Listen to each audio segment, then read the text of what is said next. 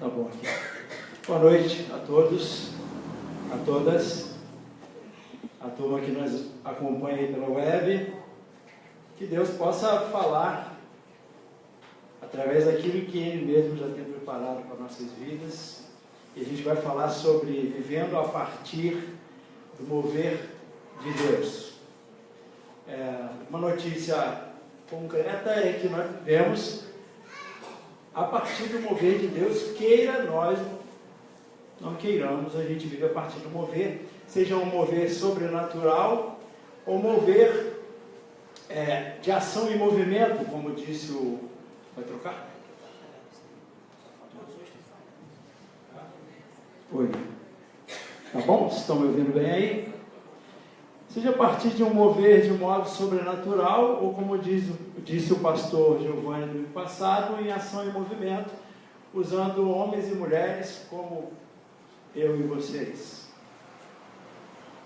Não há possibilidade, nem através de nossas orações, de pararmos o mover de Deus, e nem fazermos coisas que Deus faça com que pare.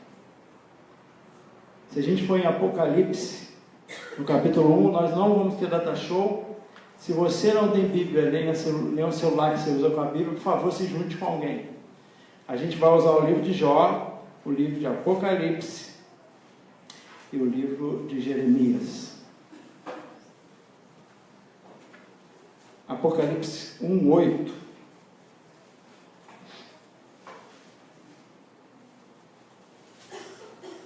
Acharam? Sim? Quem achou? Levanta a mão para eu ver aqui. A maioria. 1:8. Eu sou o Alfa e o Ômega. Diz quem? Aquele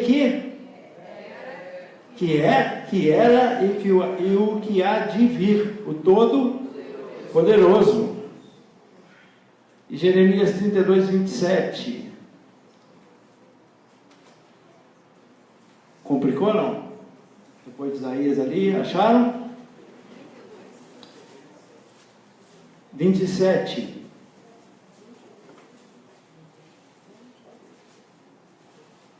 Acharam? Levante sua mão, por favor. Diminuiu, hein? O Apocalipse estava mais fácil.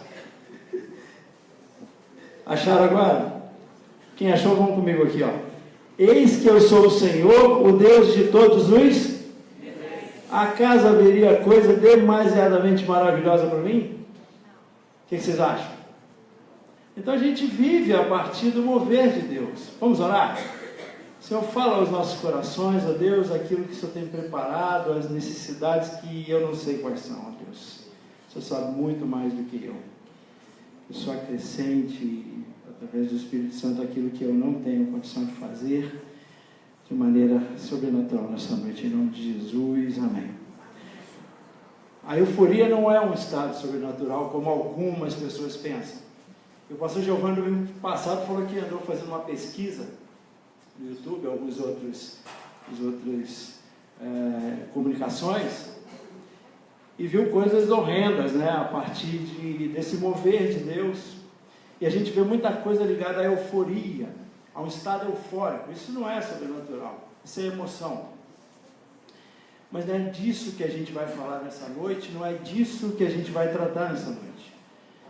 E a gente vai pegar essa palavra mesmo como ação em movimento, através de homens e mulheres, para a gente desenvolver aquilo que a gente precisa colocar aqui. Uma grande dificuldade minha de falar com vocês e também qualquer outro local, fora da igreja também, talvez na escola, para os professores, talvez para os palestrantes, é que é muito difícil eu conseguir que vocês foquem no que eu estou falando. Porque a cada 4 pessoas, uma tinha a síndrome do pensamento acelerado. Hoje, a cada 3 ou 2 pessoas tem essa síndrome. São tantas informações na cabeça da gente que a gente não consegue mais focar naquilo que precisa. No começo do século passado, a gente dobrava os conhecimentos a cada 200 anos. Hoje dobra a cada 5 anos. São muitas informações na nossa cabeça, no nosso cérebro, e a gente acaba não focando às vezes em algo, porque a gente está pensando em muitas coisas ao mesmo tempo. E a gente está vivendo dias em que as pessoas estão sem foco, ou multifoco, e acabam não conseguindo ouvir nem a palavra de Deus. Então, um grande desafio para mim, em qualquer outro lugar que alguém esteja falando para uma plateia, é conseguir realmente a atenção de vocês e o foco necessário para que a gente desenvolva aqui aquilo que a gente precisa desenvolver, para que você saia daqui realmente com as informações, não minhas, mas as informações da palavra de Deus, daquilo que Deus pensa, daquilo que Deus é e daquilo que Deus espera a partir do mover dele mesmo. Amém? Amém ou não? Amém. Estão focados aqui? Amém. Estão comigo? Isso aí. Deus coloca em homens e mulheres mais do que um movimento.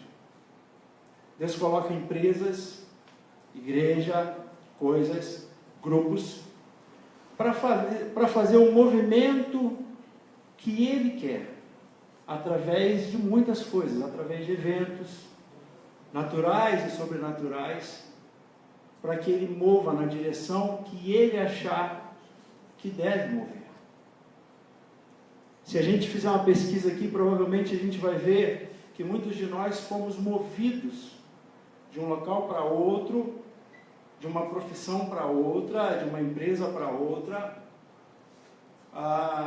e a gente não percebe esse movimento porque a gente geralmente não para pensar naquilo que tem acontecido no nosso passado, que tem acontecido hoje, e aquilo que a gente tem planejado para o futuro, sem pensar nesse movimento.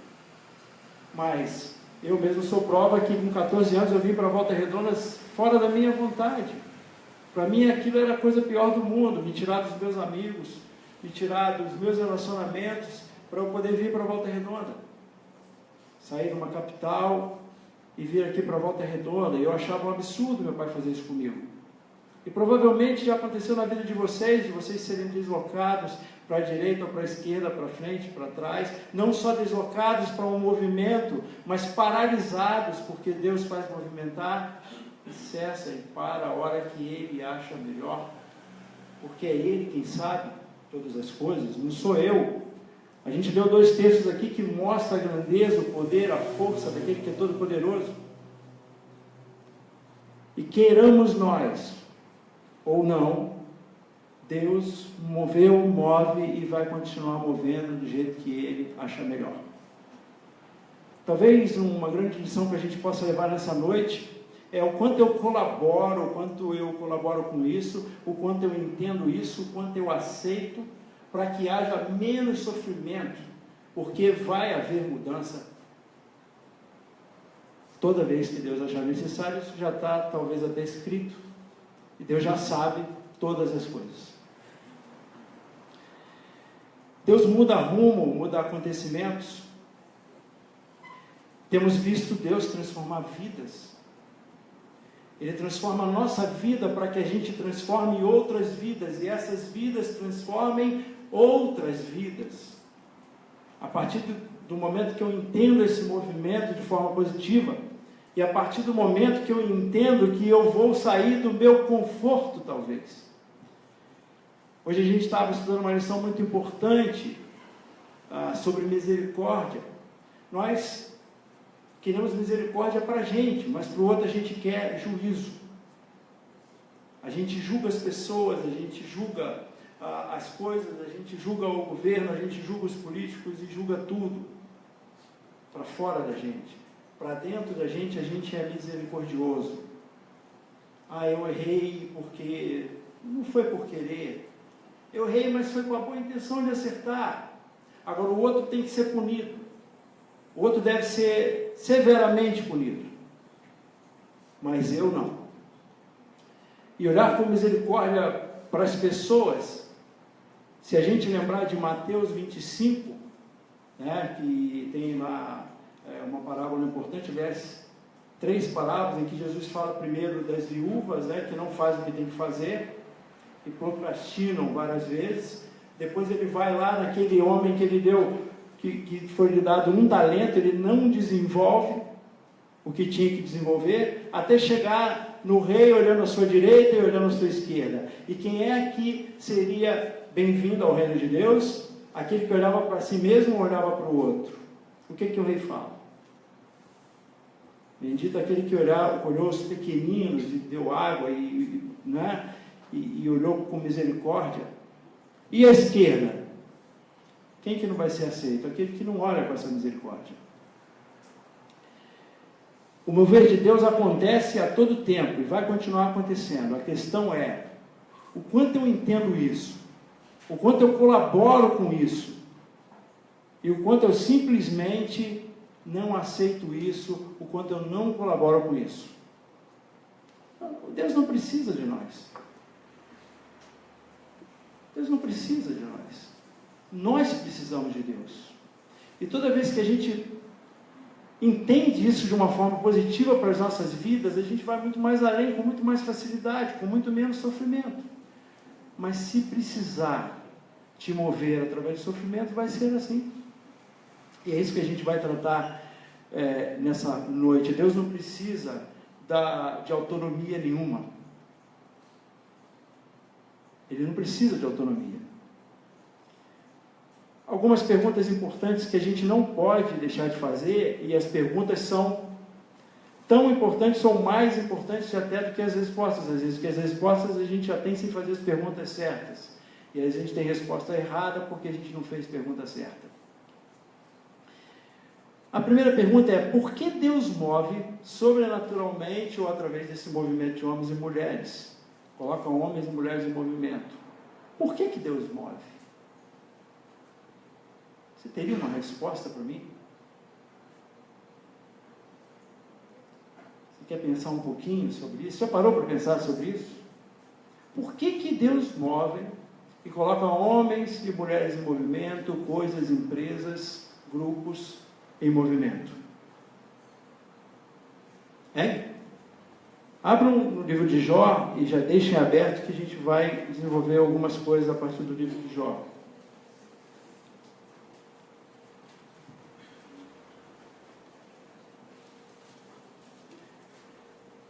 E aí a gente vai começar lá do final da vida de Jó, 42, 2. Acharam?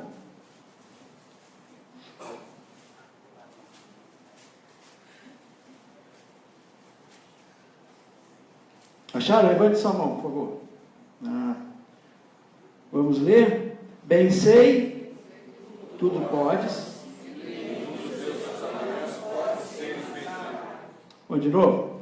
Bem sei que tudo podes e nenhum dos teus planos pode ser frustrado. Ok? Então, é simples a resposta. Para que os planos de Deus sejam executados. Deus move simplesmente para que os planos dele sejam executados. Simples. Dele. Os meus? Não. Os dele. Se eu pego um carro para ir para São Paulo, eu vou me mover, pegar o carro para ir para São Paulo, porque eu fiz um plano para ir para lá. Eu levanto todo dia, talvez, alguns mais, outros menos, com um planejamento semanal, um planejamento diário, eu vou fazer aquilo que eu planejei. Pode ser escrito, mentalizado, gravado no celular, ou de outra forma, mas eu levanto para fazer aquilo que eu planejei, eu executo aquilo que eu planejo. De uma forma ordenada, de uma melhor forma, de uma pior forma, de uma metodologia mais avançada, em que eu sofra menos, em que eu consiga mais resultados com menos esforço. Há essa possibilidade muito clara hoje, mas de qualquer forma eu levanto para fazer. Então eu me movo para quê? Para executar aquilo que é um plano meu. E Deus move homens e mulheres para executar aquilo que é plano dele. Então, na primeira perspectiva que temos que ter é que Deus nos move para que sejam executados os planos dele. Será que isso me faz ficar mais tranquilo ou mais inquieto? O que vocês acham? A minha esquerda mais tranquilo ou mais inquieto? Mais tranquilo? Que bom! Que bom, eu concordo. Mas a gente tem ficado mais tranquilo? Se as síndromes estão se desenvolvendo numa velocidade enorme, se a gente está passando isso para as crianças, se você deixar uma criança 30 segundos sem fazer nada, ela fala, não tem nada para fazer. Não aguento mais, não tem nada para fazer. A pessoa está aí 1 minuto, cara. Como é que você não tem nada para fazer? Você está 1 minuto. Você ficou lá 2 horas lá, 1 hora lá, não tem nada para fazer. Se é para ficar mais tranquilo, por que a gente está inquieto? Por que a gente faz uma coisa pensando em outra?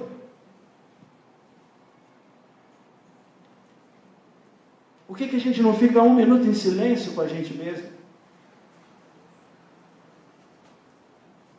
E a neurociência está avançando, dizendo que existe a neuroplasticidade do cérebro, ou seja, o meu cérebro é mutável, eu mudo a forma de agir, de pensar, eu mudo o comportamento com treinamento. Tudo isso está a nosso favor, está a nosso favor. Mas a boa e má notícia sempre, né? Eu posso mudar a forma de fazer, de agir, mudar um comportamento não adequado que tem me levado a resultados tão bons, não tão bons como eu gostaria, mas também ele enrijece, porque nós somos influenciados por fatores externos. Esses fatores externos também podem enrijecer os nossos pensamentos. E aí aquela coisa que Paulo falou para a gente transformar pela renovação de nossa mente, que é o nosso culto racional, vira tudo emocional. Porque no final das contas, quem manda a gente não é o consciente, é o subconsciente. Consegue entender isso? As minhas crenças maiores, os meus valores, tudo isso manda muito mais em mim do que a própria palavra de Deus. Então, se eu posso treinar o meu cérebro um pouco mais, e a neurociência, através da neuroplasticidade do cérebro, me mostra isso, e eu sou influenciado por fatores externos, muito hoje em dia, se eu pegar essa palavra e ler como única regra de fé e prática, aí sim eu vou ficar mais tranquilo. Porque eu sei que é uma vontade superior, uma vontade para o meu bem e não para o meu mal, e é isso que a gente vai conduzir essa mensagem para que a gente consiga chegar no final com esse resultado. Para que afinal Deus move homens e mulheres? É para executar os planos dele, mas esses planos dele estão em que direção? Então a gente tem uma resposta em Jeremias 32, não, desculpa, vou ver se eu não perdi. 42:2 eu já falei. Perdi o texto aqui. Deixa eu ver se eu acho.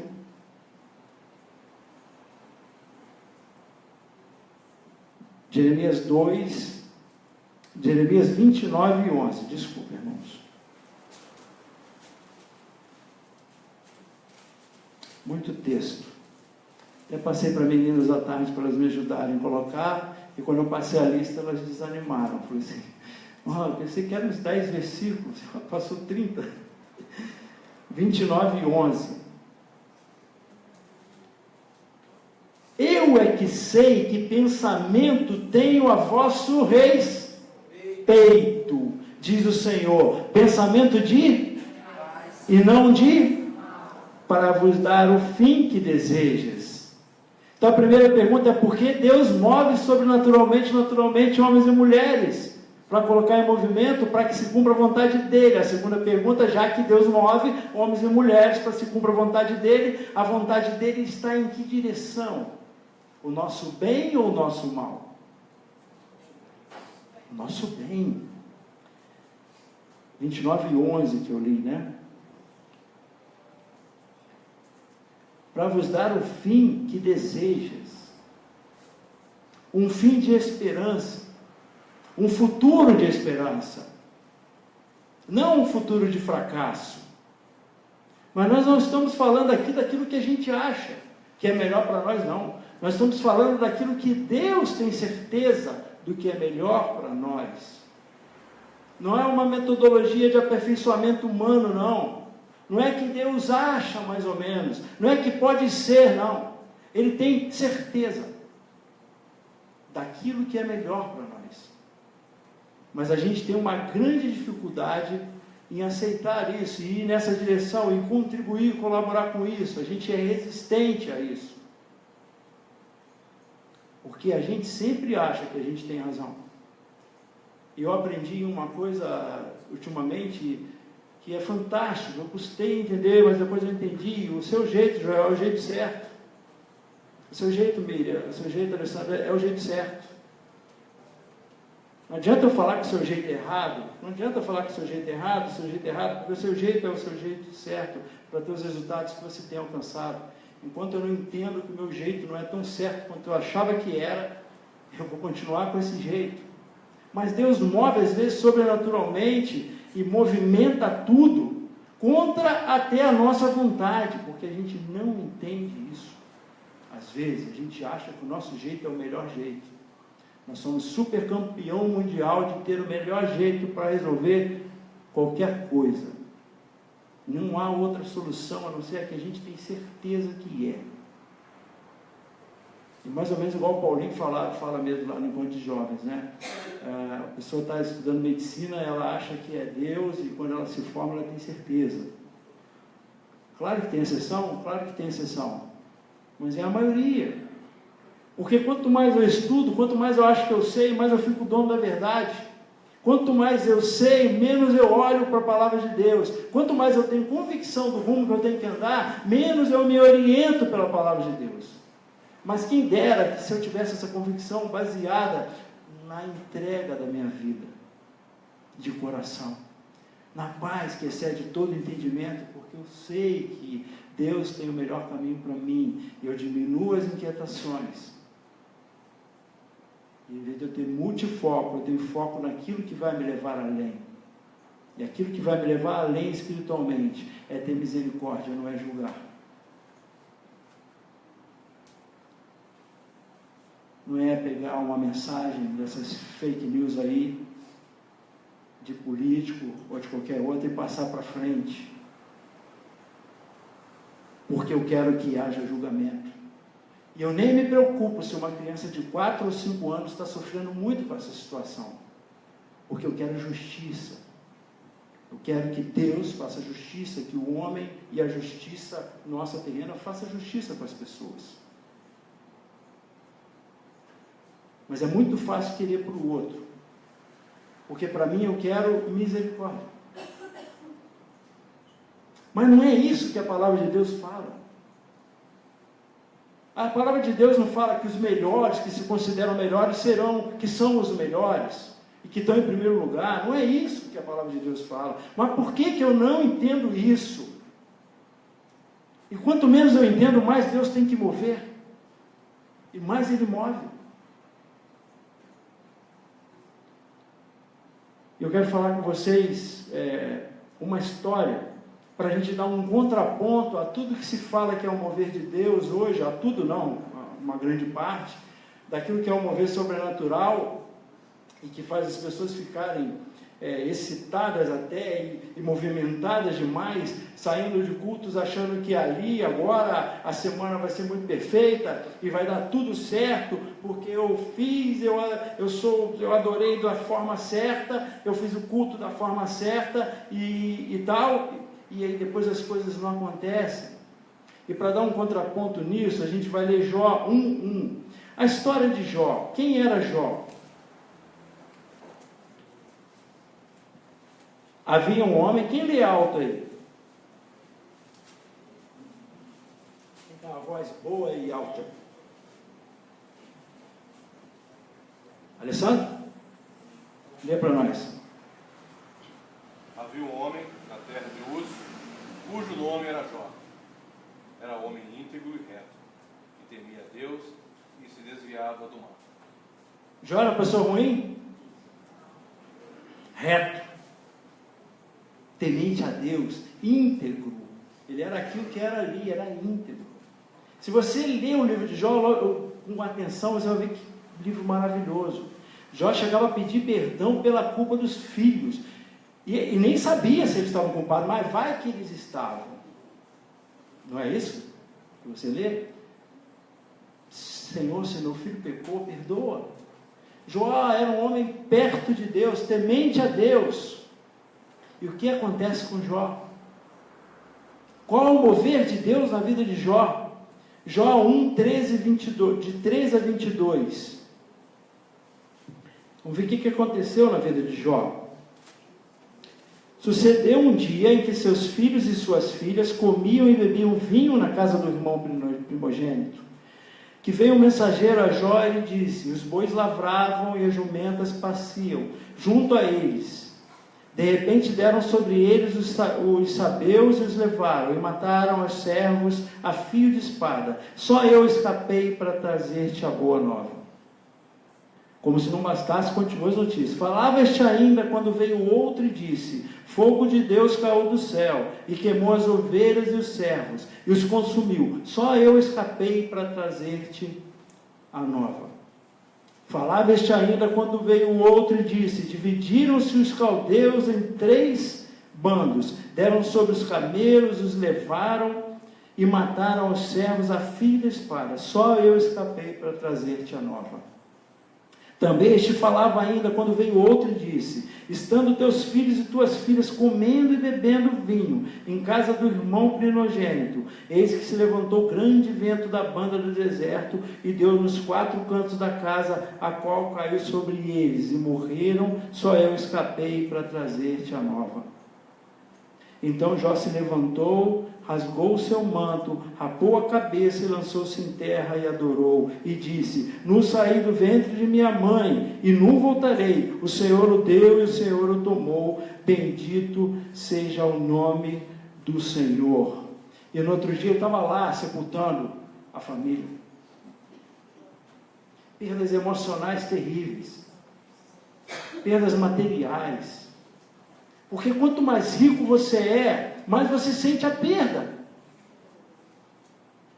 Quanto mais você tem do que te é tirado, mais você sente. E a gente se confunde com aquilo que a gente precisa daquilo que a gente acha que precisa, ou daquilo que a gente acha que merece. E se eu acho que eu tenho que ter muita coisa e perco alguma coisa, isso é a minha realidade. E Jó perde tudo. Jó perde tudo. Perde seus servos, perde os animais. E talvez alguém fale: mas eu consigo passar por isso. Se eu ficar desempregado, se eu tiver que perder a minha casa e começar tudo de novo. Aí eu te pergunto: se você perder a sua família? Não é? Mas restou uma coisa que é preciosa para nós, em Jó: a saúde. Né? Quando a gente perde as coisas e tem um controle emocional enorme, porque me parece que é o caso de Jó, né? Porque para ele adorar a Deus, depois disso tudo, um controle emocional enorme. Mas restou a saúde. Hoje a Miriam não veio à igreja. A Miriam está lá de cama, passando mal desde ontem. Desde o churrasco lá do nosso grupo. Já chegou em casa já passando mal e está até hoje. Está de cama. Sem saúde, o que a gente faz? Não é?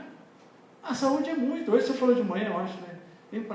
A gente pode vir, vem andando, vem de carro, entra no carro e dirige. Então você vem, você vai, seu direito de ir e vir está ali. Como é bom ter saúde. Então, restou a saúde, eu começo de novo. Eu vou do zero.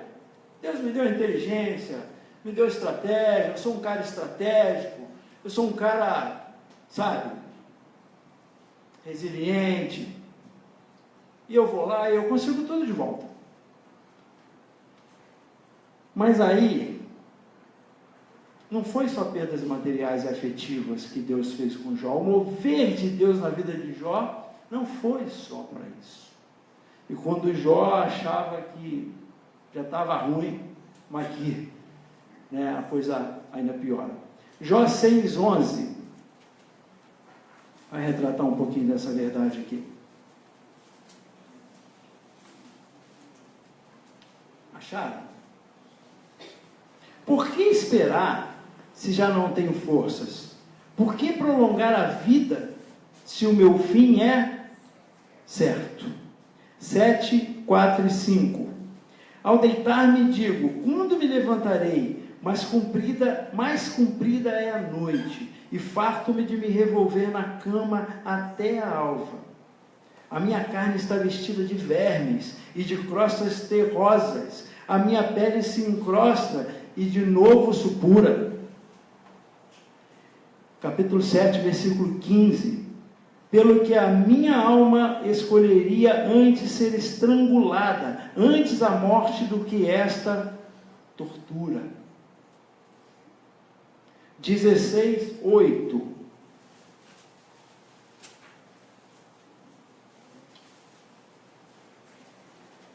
Testemunha disto é que já me tornaste encarquilhado. A minha magreza já se levanta contra mim. Que nem aquela música do Janis, meu paletó de estrada era de uma lista só, né? Eu era magro que dava dó, meu paletó de estrada era de uma lista só. Assim que ele estava. Janis fala isso porque ele foi viciado, né? E ele ficou dessa forma. Eu li 16, 8, 19, 20. Os meus ossos se apegam à minha pele e à minha carne, e salvei-me só com a pele dos meus dentes. Dá para tentar entender, perceber esse sofrimento? Só a pele dos dentes. 19 e 17, capítulo 19, versículo 17 agora. O meu hálito é intolerável a minha mulher, e pelo mau cheiro sou repugnante aos filhos de minha mãe.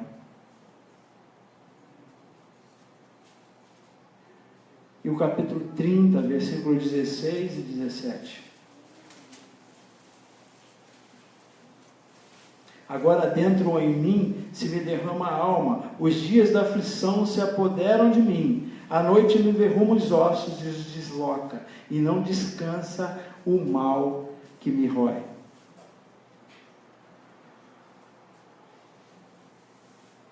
E não tem saúde. E não é só não ter saúde, porque tem vezes que a doença só enfraquece, né? A gente fica fraco, mas a gente não tem muita dor, né? Mas não é isso que Deus fez com Jó. É muito sofrimento. É muito sofrimento. E às vezes a gente acha que a gente está com um problema muito grande. E quando eu acho que eu estou com um problema muito grande, eu sofro igual mesmo, porque sou eu que estou dizendo, meu jeito é o meu jeito certo. Sou eu que estou sentindo isso, e eu digo e sinto. Mesmo que isso não seja uma grande verdade. Mas o equilibrado Jó, com a inteligência emocional que ele tinha, ele sabia o que ele estava sentindo. Ele não está falando de um exagero. Esse relato dele não é exacerbando ou pontuando além do que ele estava sofrendo, não. Era isso que estava acontecendo com ele. E eu visitei o Hospital do Câncer por alguns anos, porque meu pai teve câncer, e eu sei um pouquinho disso. Eu sei um pouquinho disso, um pouquinho só, de mulheres com 25 anos, abandonadas pelo marido, conversando um pouco, já ressequidas, já com um problema sério, mas com a dor emocional de ter sido abandonada pelo marido. De crianças querendo brincar e não ter energia para brincar. E do meu pai ficando cego, com um pulmão tomado e outro pulmão tomado. E com fé que ia ficar bom, e cada vez piorava a situação dele. E talvez você tenha uma experiência parecida com pessoas, porque não é você não sofreu desse jeito. Com pessoas que tenham sofrido. Eu lembro que meu pai falava, meu filho, faz massagem nos meus pés, isso me alivia. Então talvez uma das coisas mais importantes, humanamente falando, seja a saúde. E essa saúde Jó também não tinha mais. O sofrimento era material, era emocional, e agora era físico. E ele estava fadado à morte. E não é porque a gente quer que Deus mova ou não, não é porque a gente acha que Deus vai mover ou não, não é porque a minha oração é mais forte ou melhor que a do outro ou não, porque Ele vai mover você e eu para onde Ele achar melhor, queira você, queira eu ou não. Isso vai acontecer com as nossas vidas. E talvez, tão somente talvez, ouvindo isso e percebendo a história de Jó, a gente saia daqui mais animado, olhando para nós mesmos e não achando que a gente é tão coitado quanto a gente acha que é. Tão somente talvez porque você tem que achar isso, não sou eu só. E talvez isso nos fortaleça. Mas é preciso olhar para o mover de Deus com a perspectiva de que Ele sabe o melhor, não sou eu que sei o melhor. Se Ele está me parando por alguma coisa, fazendo coisas acontecerem, empresas se mexerem, a economia, que, na verdade, o que nós temos de notícias tão boas para que a gente tenha esperança nesse mundo? Se a minha visão é da economia só, é só das coisas materiais, coitado de mim. Porque vai ter momentos muito bons e momentos não tão bons. O Vita está fechando, judicialmente fecharam, porque não pagou aluguel, é Volta Redonda. A CSN está sendo sobretaxada em 25% do aço, que vai para os Estados Unidos, uma decisão de um dia para o outro. O Rodney poderia vir aqui explicar melhor quais são as consequências que isso pode causar em ano de eleição, em ano de Copa do Mundo. E a gente sabe historicamente que isso não é bom para a economia. Mas se a nossa visão é que o nosso controle, o controle das pessoas, vão nos levar além, não é uma visão da palavra de Deus. Porque a esperança de que Jeremias está falando, qual a esperança que Jeremias está falando? A esperança é desse mundo? É das coisas terrenas? Não é essa a esperança. E aí, se a minha esperança está aqui, meus irmãos, a notícia é péssima. Eu posso melhorar aqui um pouco? Claro que sim. Eu posso cooperar com Deus, com o mover de Deus? É claro que sim. Tem metodologias que me levam um pouco além, com resultados bons e menos sacrifício? Claro que sim. Eu posso treinar o meu cérebro um pouco? Claro que sim. Eu posso vir para a igreja animado e fazer essa igreja ser mais viva, essa igreja ser mais proativa e fazer diferença para esse bairro? Claro que sim. Se Deus falar sim, claro que sim. Enquanto Ele me permitir, lógico que sim. O problema é que Deus nos permite na maior parte das vezes. Quando a gente fala de Jó, a gente não está falando do passado, a gente está falando desse presente que está vivendo e relatando. Como que ele aproveitou quando estava tudo bem? E agora está tudo bem? Com você? Como você está aproveitando isso? Você está com a pele ressequida? Você está só com a pele dos dentes? Está com um cheiro insuportável que ninguém pode chegar perto de você?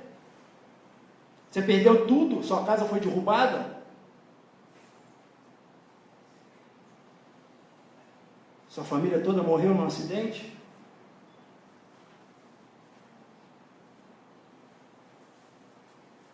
Nós temos que repensar.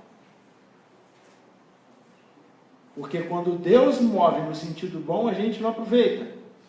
E quando Deus mover num sentido que a gente não acha tão bom assim? Como é que vai ser?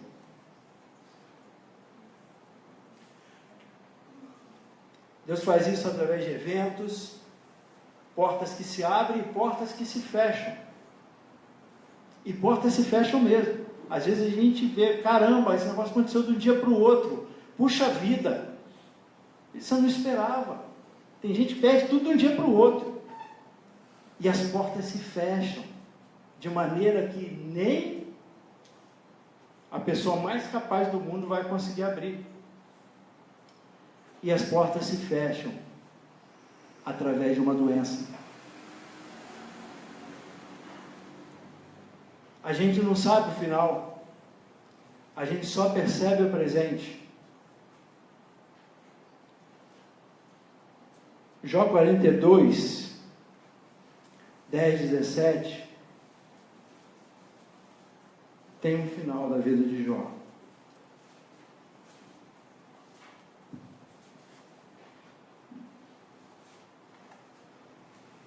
Vocês estão comigo aqui? Hein? A síndrome do pensamento acelerado foi embora?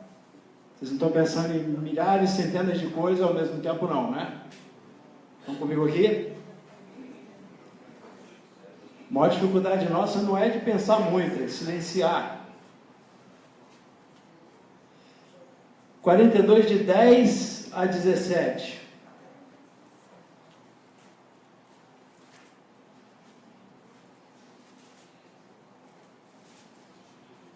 Mudou o Senhor a sorte de... Quando este orava pelos seus amigos, e o Senhor deu-lhe o dobro de tudo o que antes possuíra. O que Jó estava fazendo? Por quem? Como é que um cara nessa situação pode lembrar de alguém? Como? Pode. Pode. Dá vergonha. Eu fico envergonhado quando eu ler a Bíblia. Eu fico constrangido. Quando eu ler a Bíblia em silêncio de verdade, eu fico constrangido. E eu acho que pode estar acontecendo isso com você, esse constrangimento. Então vieram a ele todos os seus irmãos e todas as suas irmãs. Não, eu errei aí, né? Tá certo? Isso, estou no 11, né? Vieram a ele todos os seus irmãos e todas as suas irmãs, e todos quantos diante o conheceram, e comeram com ele em sua casa, e se condoeram dele, e o consolaram de todo o mal que o Senhor lhe havia enviado. Cada um lhe deu dinheiro e um anel de ouro. Assim abençoou o Senhor o último estado de Jó, mais do que o primeiro, porque veio a ter 14.000 ovelhas, 6.000 camelos, 1.000 jumentas de bois e 1.000 jumentas, foi mal, né? 1.000 juntas, desculpa, e 1.000 jumentas. Também teve outros 7 filhos e 3 filhas. Chamou o nome da primeira Gemima, né? Tá certo? O da outra Késia, e o da terceira Queren-Apuque. Em toda aquela terra não se acharam mulheres tão formosas como as filhas de Jó. E seu pai lhes deu herança entre seus irmãos. Depois disso viveu Jó, quanto? 140. Fala para mim, quanto? 140 anos. E viu a seus filhos e aos filhos aos filhos de seus filhos até a 4ª geração. Então, como é que Jó morreu?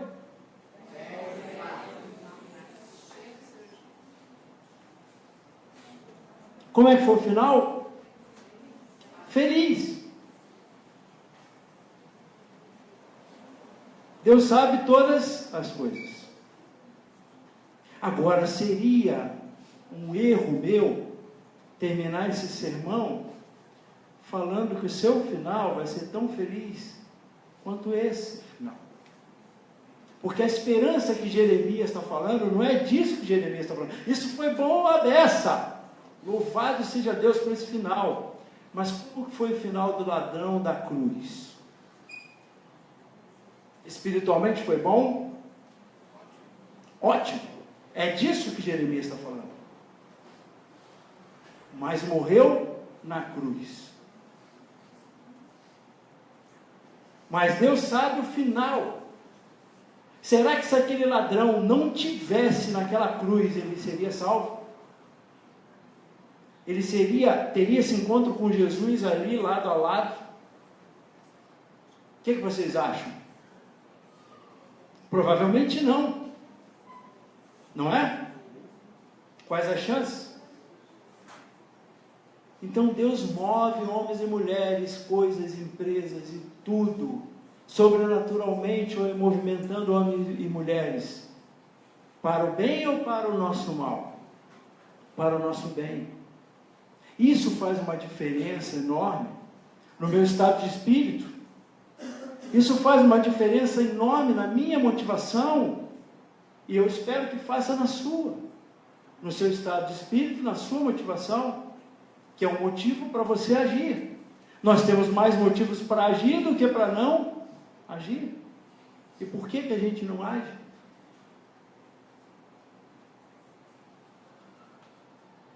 E para a gente encerrar,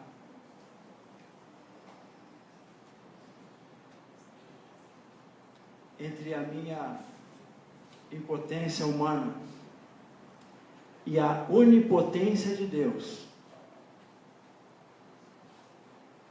o pessoal chegar aqui, eu chamei eles, tá? Eles estão colaborando conosco, mas eu esperar ele ser organizado. Ele já está encerrado.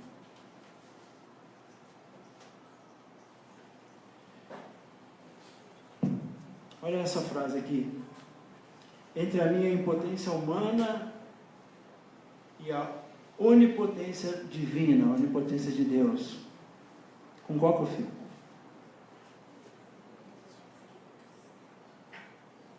Entre os meus planos e os planos de Deus, quais são melhores?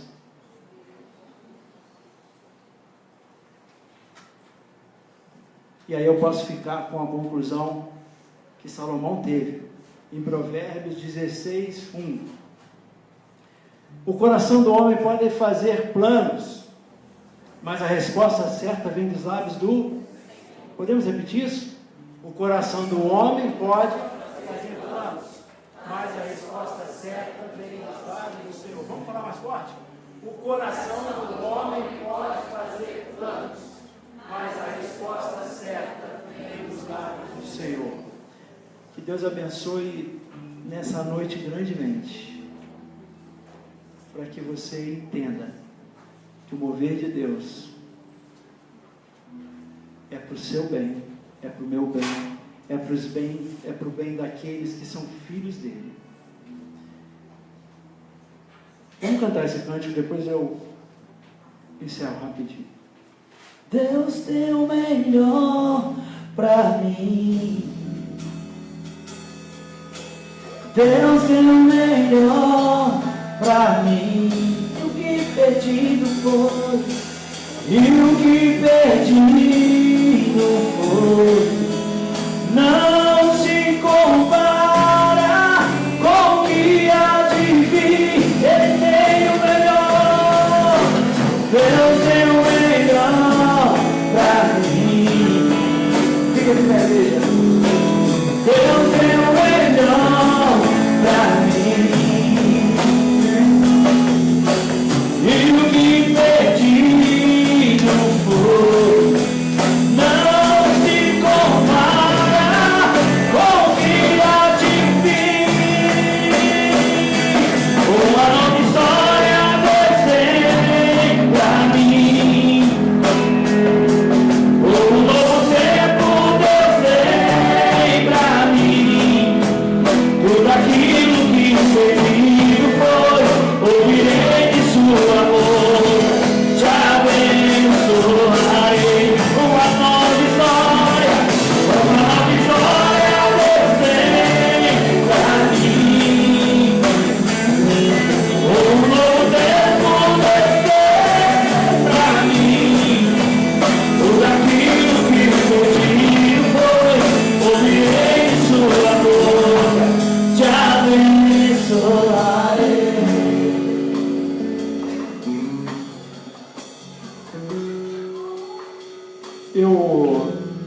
Eu sei dos meus problemas, eu sei das minhas inquietações, e garanto para vocês que elas existem.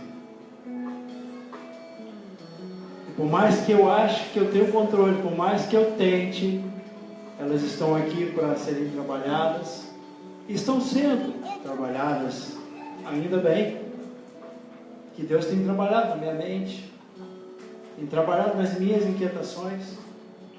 Então eu gostaria de encerrar esse sermão fazendo uma oração com você, no sentido que você tem muitas preocupações,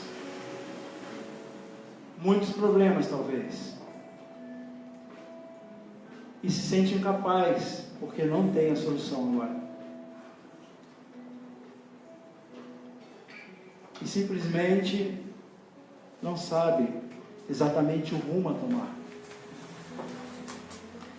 Não que essa oração vá fazer com que Deus mude planos, mas para fazer com que você aceite esses planos. Não que essa oração vá fazer com que milagres extraordinários aconteçam e amanhã você vai estar com todos os seus projetos concluídos, mas que você se capacite mais, para que você entenda mais a palavra de Deus, que você busque formas e jeito de pensar melhor, que você se acalme e que você entenda que Deus tem o melhor para você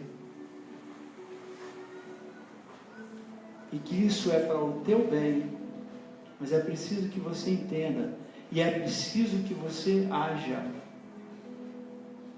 Não é para você ficar sentado esperando as coisas acontecerem, porque eu falei o que aconteceu lá em Mateus 25, que Jesus fala das pessoas que procrastinam, das pessoas que pegam um valor, um talento e colocam ali na gaveta e não quer trabalhar. É muito mais fácil colocar ali do que trabalhar. Não é isso, é para que você saia daqui agindo mesmo, planejando melhor, mas entenda que Deus tem o melhor para você.